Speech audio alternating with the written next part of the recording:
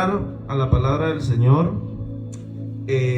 La semana pasada les estaba hablando acerca de Abraham, ¿verdad? De que pues él fue la primera persona en diezmar. La palabra diezmo aparece la primera vez en el libro de Génesis capítulo 14. Vamos a ir a Génesis 14:20, ¿verdad? Para ir recordando dónde nos quedamos la semana pasada.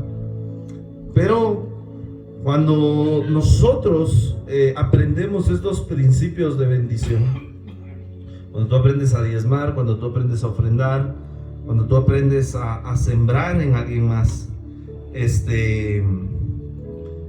tu vida va a empezar a ser diferente, tu economía va a empezar a cambiar, tus finanzas van a ser diferentes. Dice el libro de Génesis capítulo 14, verso número 18. Ahí Melquisedec, que era rey de Salem y sacerdote del Dios Altísimo, sacó pan y sacó vino. Nosotros, la Biblia menciona, y quiero que me vayan poniendo atención, porque la Biblia dice que tú eres real sacerdocio. Pero muchas veces las personas ignoran el sacerdocio que tienen.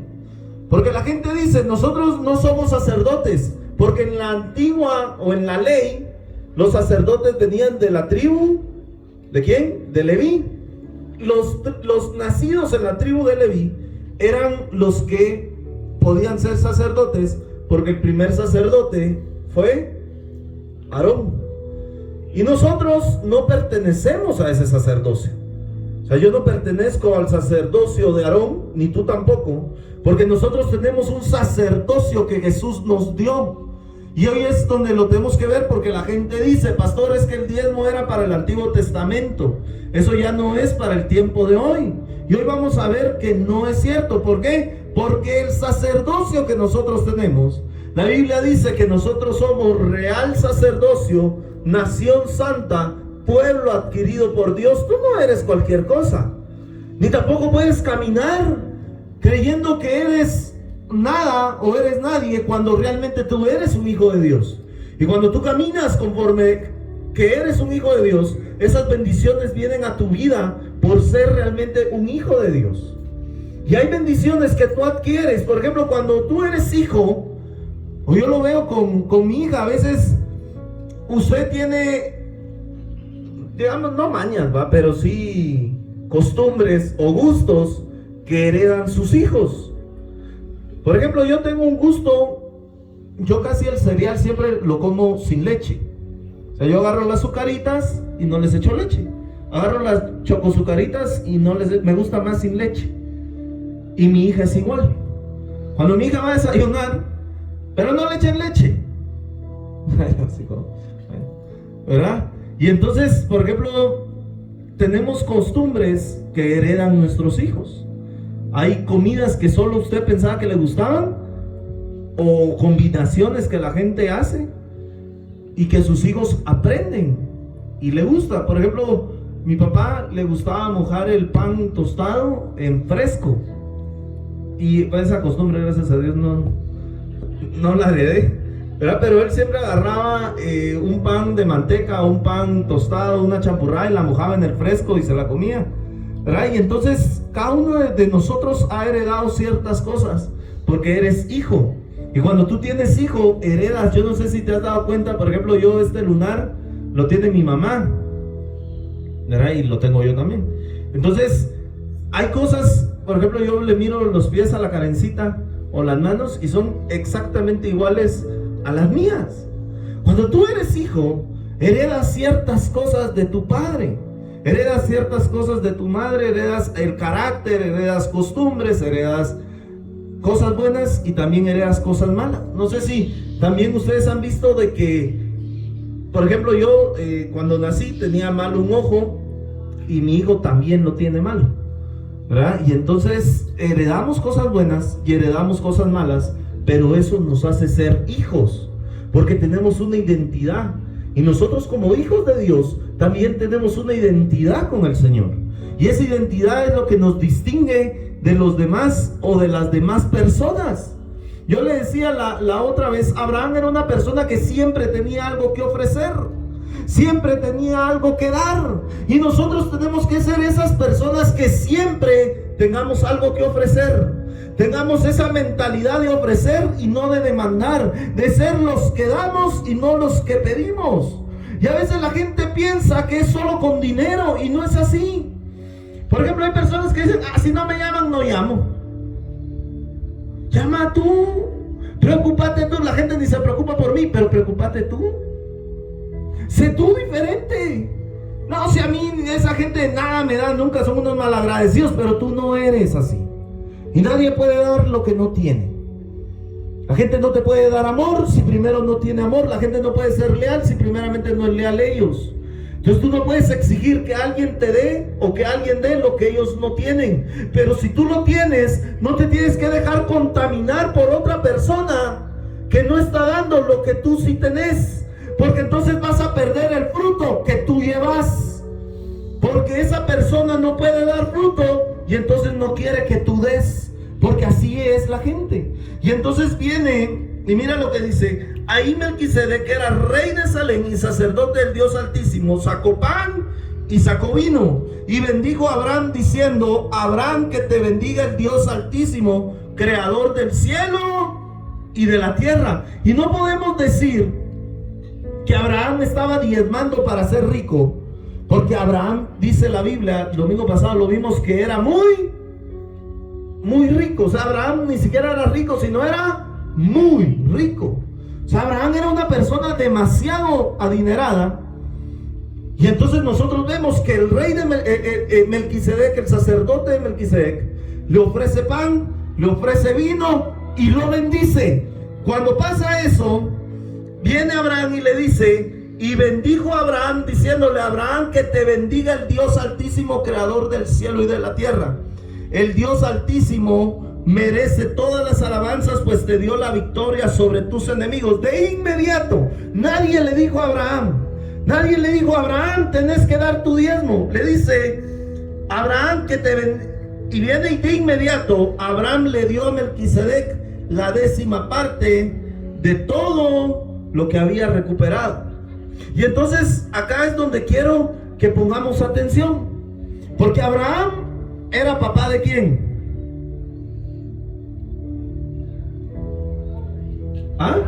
De Isaac. Muy bien, entonces Abraham era papá de Isaac. Isaac era papá de ¿quién? De Jacob. Muy bien, entonces ahí no existía Israel. La nación de Israel no existía. Entonces Abraham no era judío. Abraham, la ley o la costumbre se divide en judíos y en gentiles. ¿Quiénes son los gentiles? Nosotros, los que no somos judíos. Y Abraham, si no era judío, entonces ¿qué era Abraham? Abraham era gentil. Y entonces, cuando nosotros vemos que la primera vez que se menciona la palabra diezmo, hay un sacerdote que es Melquisedec y le presenta vino, le presenta pan y lo bendice, y sin que nadie le dijera nada, Abraham presenta su diezmo. Abraham tuvo a Isaac y Isaac tuvo a Jacob, y Jacob tuvo a los 12 patriarcas, a las 12 tribus de Israel. Pero entre las 12 tribus había un nieto. Y mira lo que pasa. Abraham tuvo a Isaac. ¿Qué edad tenía Abraham cuando tuvo a Isaac? ¿Cuántos años tenía Abraham? Tenía 100 años. ¿Cuántos de ustedes todavía no tienen 100 años? Así que todavía puede seguir teniendo hijos.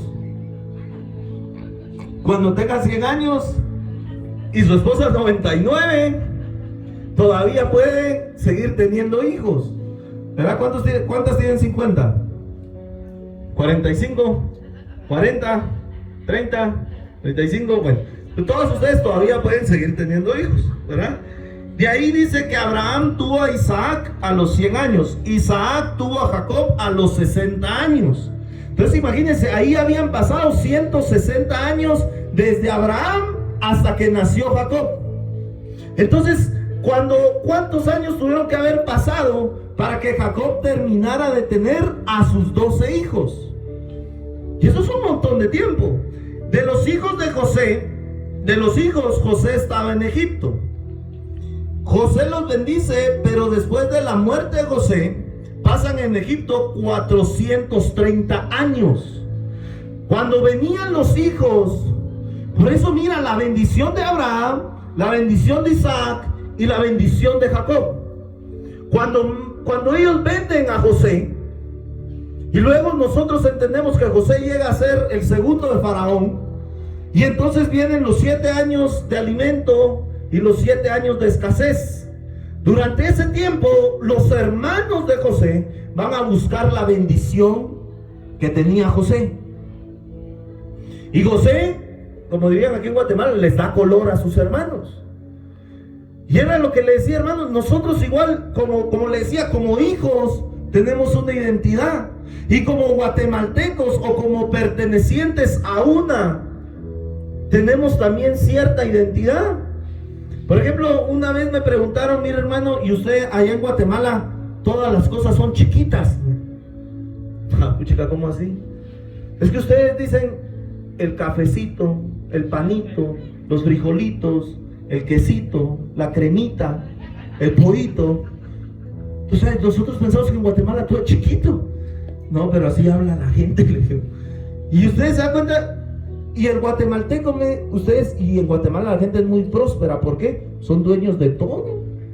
Mi carro, mi casa, mi bicicleta, mi moto, ¿verdad? Y hay algo también muy particular de nosotros, que pedimos las cosas regaladas, pero son compradas.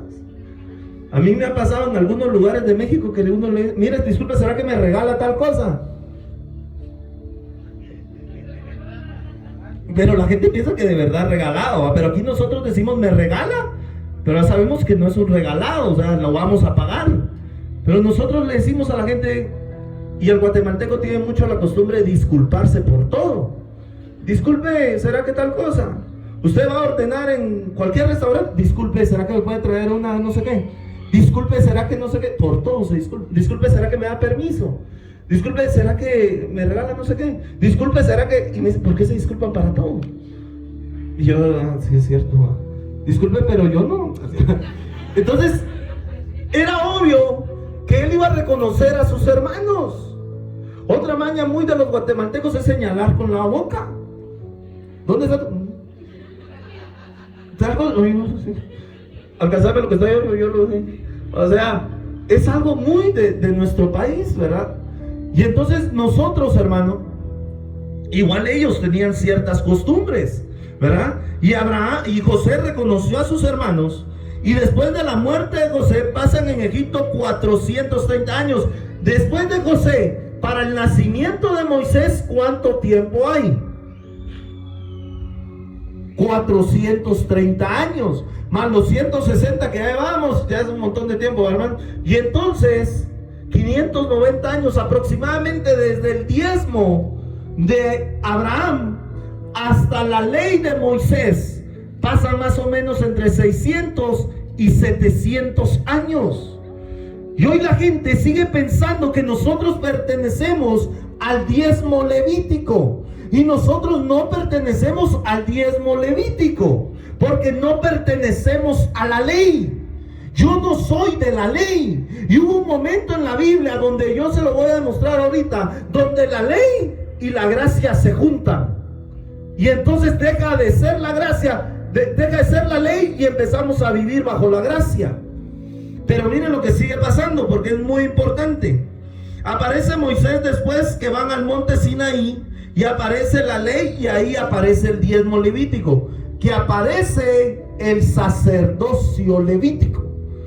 Entonces, Abraham tenía un sacerdote que era Melquisedec.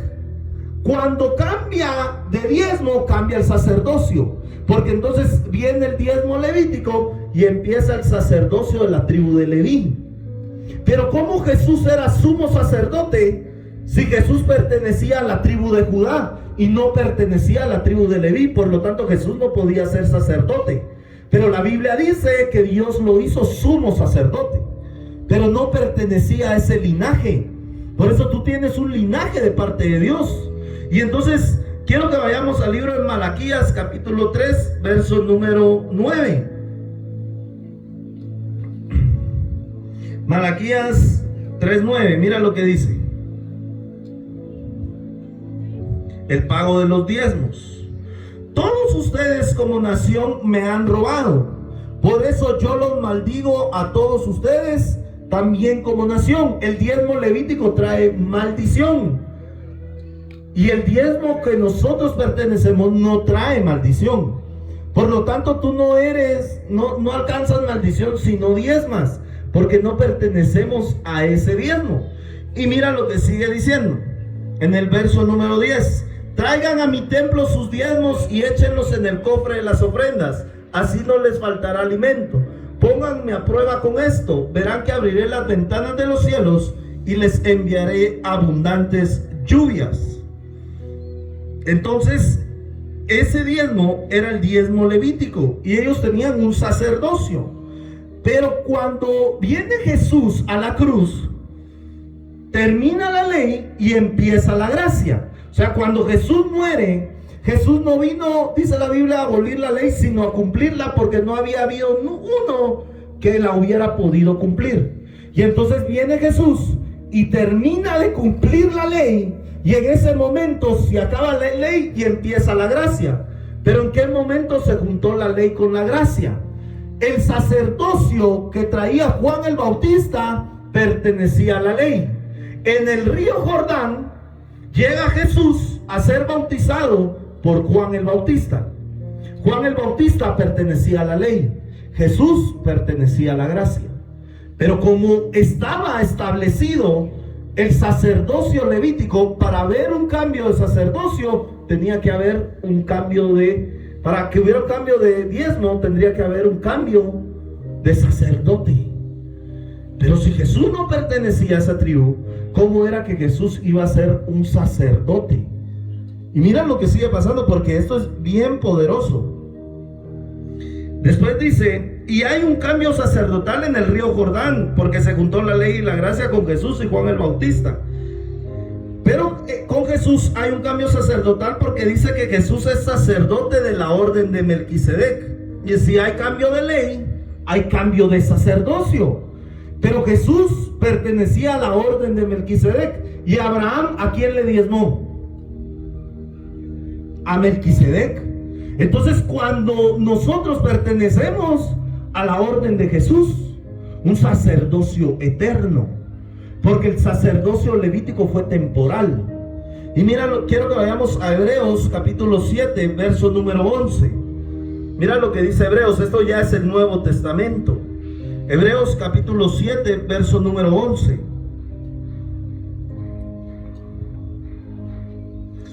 Dice la palabra del Señor: Dios le dio la ley al pueblo de Israel. Esa ley se hizo pensando en que los sacerdotes de la familia de Leví ayudarían al pueblo a ser perfecto. Pero como aquellos sacerdotes no pudieron hacerlo, fue necesario que apareciera un sacerdote diferente, uno que no fuera descendiente de Aarón, sino como Melquisedec. Porque si cambia la clase de sacerdote, también cambia la ley. Ese sacerdote tan distinto del cual estamos hablando es nuestro Señor Jesucristo. Como todos sabemos, Él no descendía de la familia de Aarón, sino descendía de la de Judá. La ley de Moisés dice que nadie de esa familia, nadie puede ser sacerdote, y nunca un sacerdote ha salido de ella. Todo esto es más fácil de entender si tenemos en cuenta que ese sacerdote diferente es como Melquisedec. Es diferente porque no fue elegido por ser miembro de una familia determinada, sino porque vive para siempre. Acerca de él dice la Biblia: tú eres sacerdote para siempre, como lo fue Melquisedec. Así que la ley de Moisés ha quedado anulada porque resultó inútil. Hermanos, nosotros no podemos judaizarnos. Hoy en día hay muchas iglesias que tratan de volver a judaizarse, y nosotros no podemos hacer eso? Porque no somos judíos. Hay gente que hoy en día me dice: pastor, nosotros tenemos que celebrar las fiestas de ellos. No las podemos celebrar porque no somos judíos. Yo le digo a la gente: hermano, présteme su DPI. ¿Qué dice? República de Guatemala. O sea, es guatemalteco 100%, 502 frijoles con arroz corre por su vena. Lo crearon a pura encaparina o atol de masa. O sea, come tortilla en el almuerzo, paches el jueves, tamales el sábado. O sea, somos puros guatemaltecos. Mojamos el café con el pan, meneamos el atol cuando lo estamos tomando. O sea, no somos judíos. Por lo tanto, hermanos, nosotros pertenecemos a los gentiles, pero pertenecemos al sacerdocio eterno que es Jesús. Y por eso dice la ley: si hay un cambio de ley, tiene que haber un cambio de sacerdote, y ese sacerdote es Jesús. Entonces nosotros pertenecemos al diezmo de Abraham, de la orden de Melquisedec. Por eso, hermanos, es que nosotros tenemos que caminar bajo ese principio universal de bendición y de riqueza. Y miren lo que sigue diciendo. Vamos a Hebreos 5:10. Miren lo que dice Hebreos 5:10. Me encanta lo que dice Hebreos 5:10. Dice lo siguiente. Vamos a leer desde el 5:8. Aunque él era hijo de Dios, por medio del sufrimiento aprendió lo que significa obedecer siempre a Dios. Así, una vez que Cristo hizo todo lo que Dios le mandó, se convirtió en el Salvador que da vida eterna a todos los que obedecen. Por eso Dios lo nombró jefe de sacerdotes, como lo fue Melquisedec. Entonces ahí vemos que Jesús recibió un nombramiento sacerdotal que nos lo dio a nosotros. Por lo tanto, yo le he dicho a usted: los hombres que están acá son los pastores de su casa. Todos los hombres que estamos casados somos pastores de nuestro pequeño rebaño, de nuestra familia, porque en cada casa hay un sacerdote. Y usted es el sacerdote de su casa, porque cuando usted recibe a Cristo, también recibe ese sacerdocio. Y por eso usted también da cuentas de la familia que Dios le entregó. Por eso cuando Jesús, cuando van a ser Jesús, José dice que no quería desacreditar a María. Y hoy en día, hermanos, yo no sé si a usted le ha pasado, pero a veces usted le dice a alguien: mira, estoy embarazada. Y a veces la reacción del hombre no es, sino que eso no es mío. Y desde ahí viene un rechazo al vientre, al niño que viene en camino. Y si tú sos el sacerdote de tu casa, tú sos el obligado a buscar de Dios antes que tu esposa y tu familia. Y hoy en día, hermanos, nosotros por eso legendarios, o por eso nosotros nos enfocamos a veces tanto en los hombres, porque es lo que la iglesia hoy en día ha dejado olvidada. Los hombres, muchas veces viene la mujer a la iglesia y se queda el hombre en su casa, cuando es el hombre el primero que tiene que dar el ejemplo de buscar de Dios, no la mujer. Porque la mujer se tiene que sujetar al hombre. Pero si usted no se sujeta a Cristo, porque para que usted sea la cabeza de la mujer, dice la Biblia que la cabeza tiene que ser Cristo, la cabeza del hombre. Entonces, cuando su cabeza sea el Señor, entonces usted es la cabeza de su mujer. Pero no puede. Y yo le decía a los hermanos, por ejemplo, en la academia, la gente dice: ay, es que se metió el espíritu de la Jezabel. Solo porque la hermana es mera bisbirina, no significa que tenga el espíritu de la Jezabel. La Jezabel puede operar en una mujer que no es bisbirina, como decimos aquí en Guatemala. El espíritu de Jezabel también es aquel espíritu que se mete en las mujeres o en las iglesias para mandar ellas y no mandar el hombre o la cabeza que Dios puso ahí. Por eso es que sacerdotes solo hombres pueden ser, no pueden haber sacerdotas. Pastoras pueden haber, pero no sacerdotas. Porque el sacerdote de su casa es usted. Porque el que viene la descendencia celestial de Abraham, de Isaac, de Jacob, de Jesús, de Melquisedec, somos nosotros. pero tú tienes un sacerdote en tu casa que es tu esposo. Lo que pasa es que nosotros perdemos la configuración. A veces vemos que nuestra esposa se levanta a doblar rodillas y nosotros seguimos durmiendo. Vamos a la iglesia. Ay, no, yo estoy cansado, ¿para qué voy a ir? Y hermano, y empezamos nosotros como sacerdotes. Por eso es que el sacerdote abre puertas. Mejor nos divorciamos. ¿Quién lo dijo? El sacerdote. Entonces, ¿quién lo escuchó? El enemigo va a entrar a tratar de robar tu familia. Yo siempre le he dicho a la gente, ese enemigo inútil y ese desgraciado, porque no tiene gracia, quiere que tú perdas tu familia porque él nunca tuvo una. Jesús tuvo un papá, Jesús tuvo una mamá. Yo me imagino que Jesús de niño tenía que llegar a decirle: José, o papá, ¿será que me das permiso para salir a jugar con mis amiguitos? Por eso cuando vimos el domingo pasado decían: pero y este no es el carpintero, hijo de su padre el carpintero. Era lo que le decía: la mayoría de veces tus hijos van a ser lo que tú sos. Por ejemplo, yo a mi hija le meto que tiene que ser abogada y abogada. Y entonces casi siempre tu papá es abogado, tú sos abogado, tus hijos son abogados, tú sos médico, los hijos son médicos, los nietos van a ser médicos. Pero es porque es una generación. Entonces Jesús, su papá era carpintero. ¿Y Jesús qué era? Carpintero también. O sea que José, ¿quién venía de la tribu de Judá? Si Jesús venía de la tribu de Judá, ¿quién tenía que haber venido de la tribu de Judá primero? José, aunque no era su padre biológico. Pero la genealogía de Jesús viene con Jesús y sigue a José. Y su abuelito, el papá de José, y su bisabuelo, el abuelito de su papá, y así se va. Por eso Jesús tenía una genealogía que respetar. Hay una jerarquía que nosotros tenemos que respetar.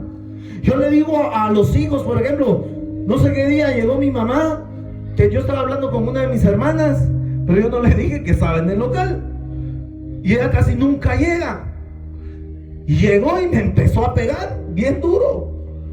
Ahí estaba mi hermana y me agarró y me metió 3 cuentazos. Sí, que no me avisaste, que no sé qué, hasta bueno, ahí me dolió, pero ¿qué tenía que hacer yo? Dejarme. Y así es. No sé qué día estaba yo trabajando y me dice mi papá: Luis Carlos, vení. Papá, pero vení.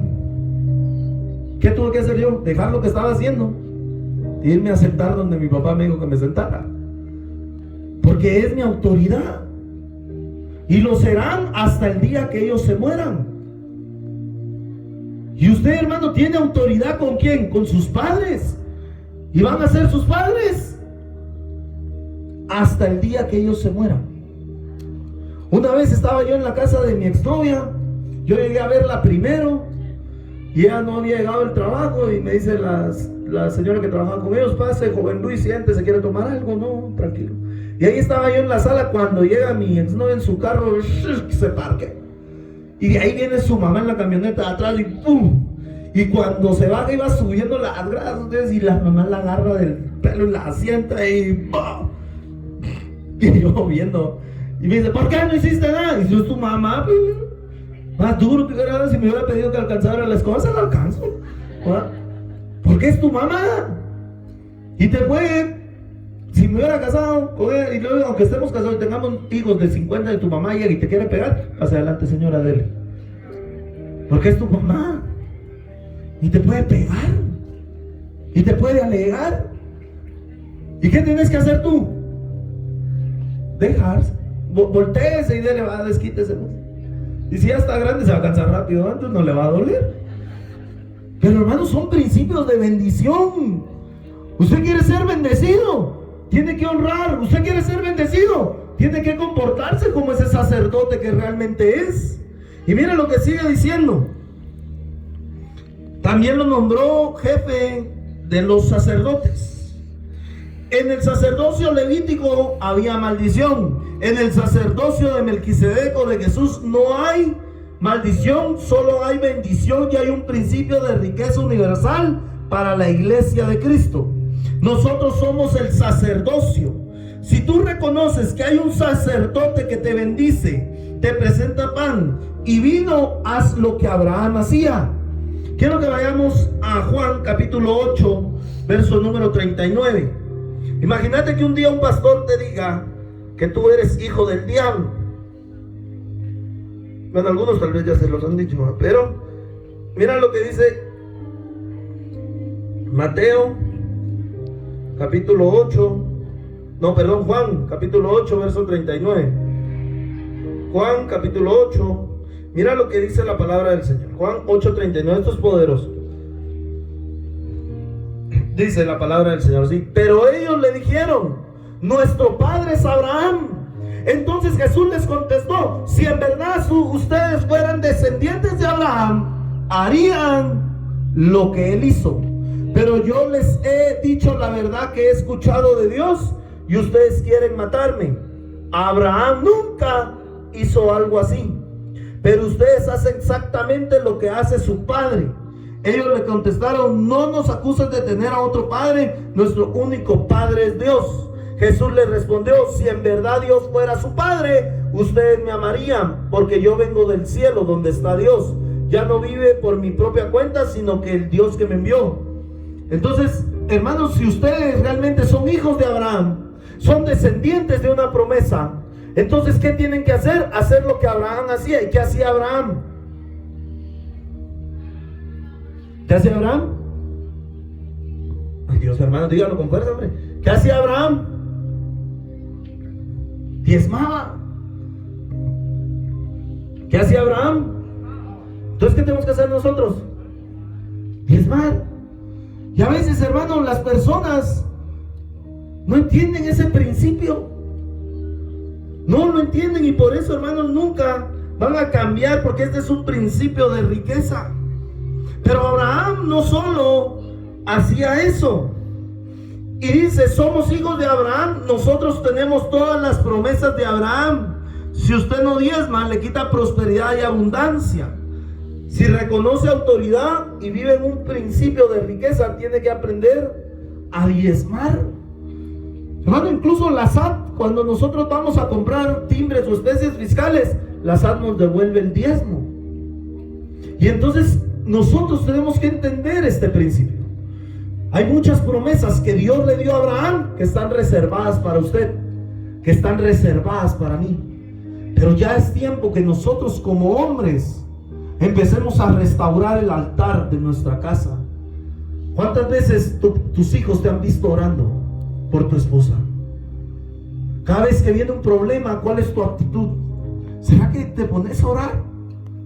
¿Será que te pones a bendecir el nombre del Señor? ¿O qué es lo que tú empezás a hacer? Tus hijos te tienen que empezar a ver orando. Yo les digo a los hombres: tú tienes que tomar tu autoridad como hombre, pero tu autoridad que Dios te delegó. La autoridad no es que tú sometas a tu esposa, que tú le pegues. Eso es ser uno cobarde. La autoridad que Dios te delegó es para que busquen de Dios, para que levantes a tu familia a orar, para que vos seas el primero a ponerte a la brecha en oración. Nosotros le decimos a la gente en la hora legendaria: hermano, los legendarios, ahí estamos, hermano. Sí nos da sueño porque es plano, pero a veces en la montaña nos levantamos a orar de madrugada. Y cuando nosotros estamos en nuestra cama, no nos gusta levantarnos.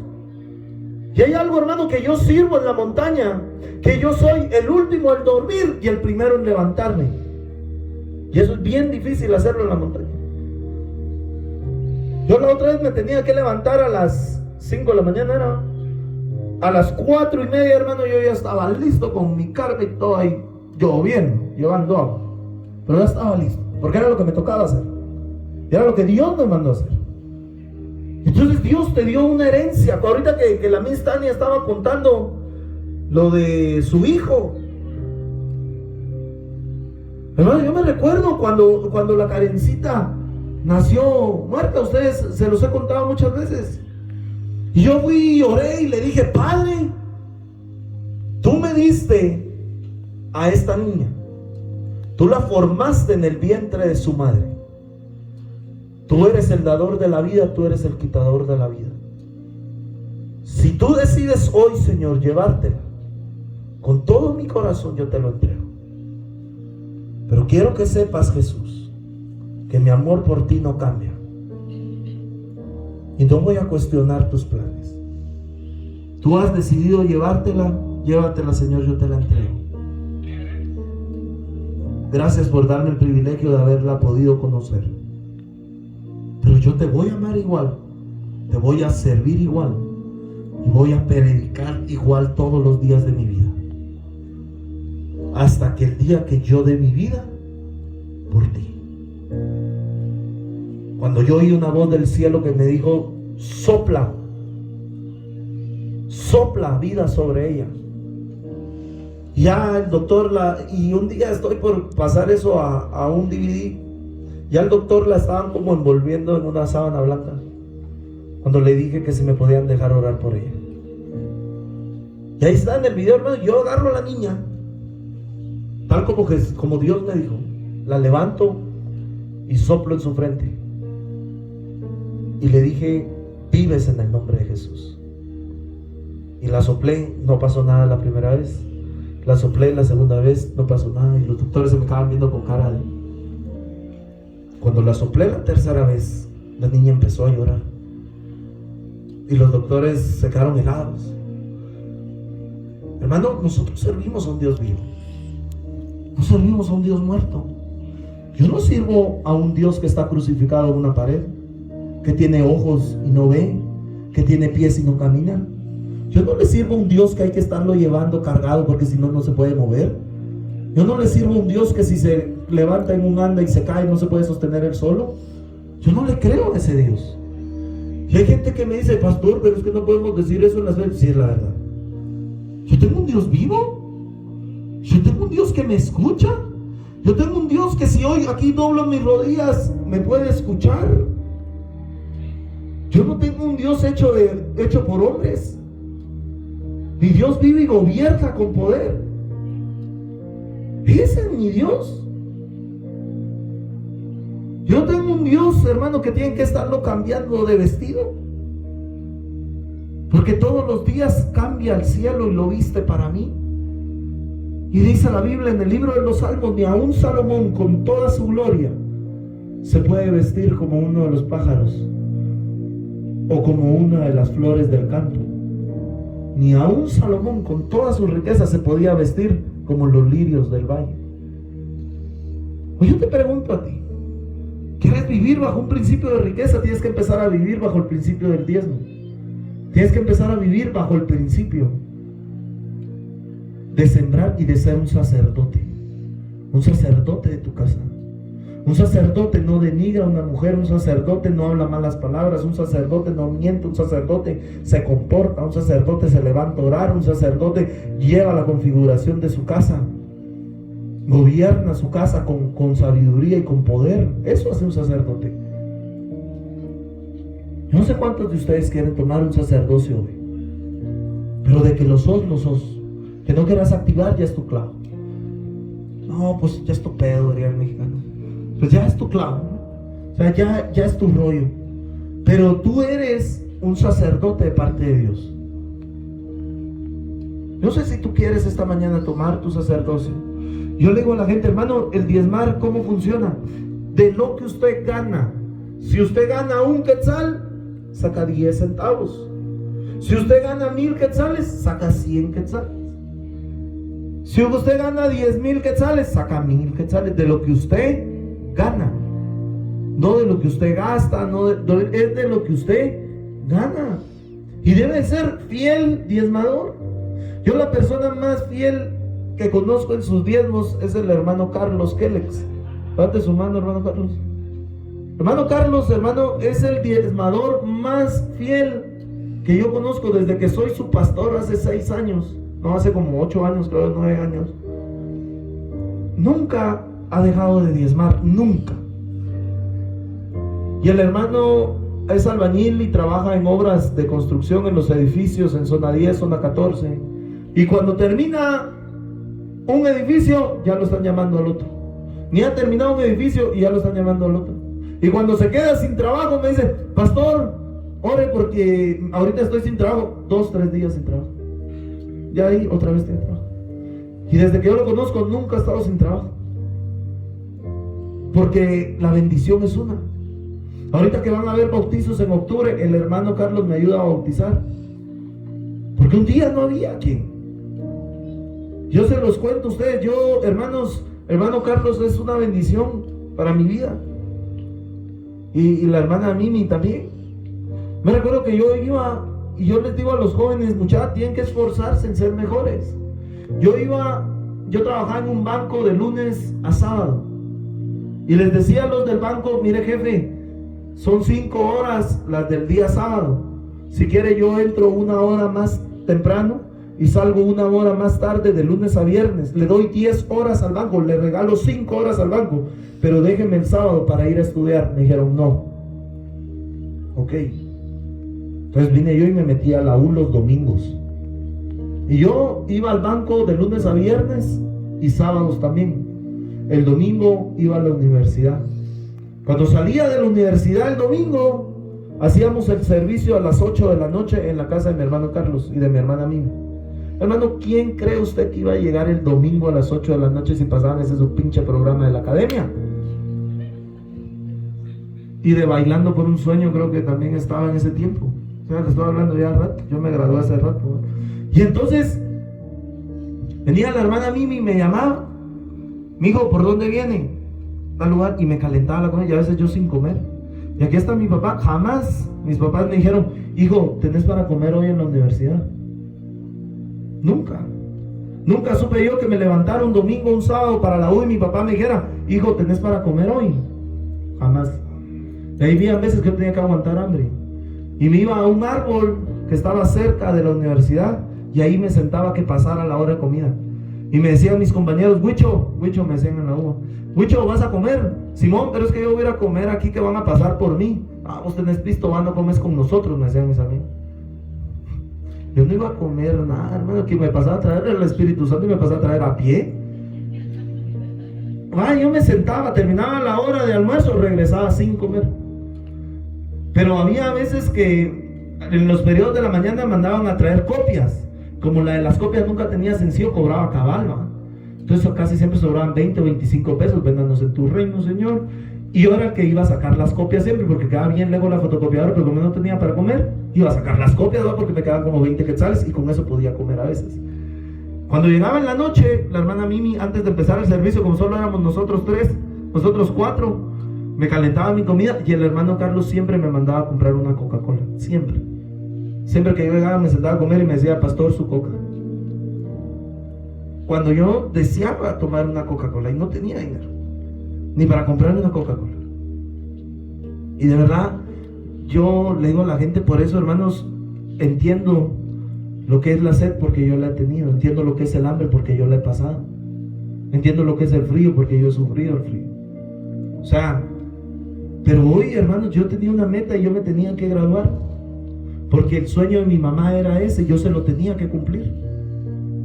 Y se los decía yo la otra vez en el 2018, mi mamá volvió a recaer, ya se iba a morir, y yo le dije, padre, déjala solo que me permita verme graduar, porque no me había graduado en ese año, ya me faltaba poquito, esperando acto de graduación estaba. Y entonces nosotros, hermano, tú tienes que aprender a honrar y tienes que aprender a vivir en bendición. Yo no sé si tú hoy vas a empezar a caminar sobre ese principio del diezmo, sobre ese principio de ser sacerdote, pero yo quiero que te pongas de pie. Voy a orar por ti. Vamos a orar en el nombre de Jesús. Ponte de pie. Vamos a orar. Padre, te damos gracias por esta mañana, Señor. Yo no sé si tú has hecho esta oración, pero si tú no la has hecho, yo te pido que la puedas repetir después de mí, que le digas, Padre, yo confieso a Jesús como mi único y suficiente Salvador. Creo que resucitó y que hoy vive. Te pido perdón por todos mis pecados. Quiero que me ayudes a dejar de pecar. Jesús, yo te invito que entres en mi corazón, que por favor inscribas mi nombre en el libro de la vida. Y si muero hoy, iré contigo. Amén y amén.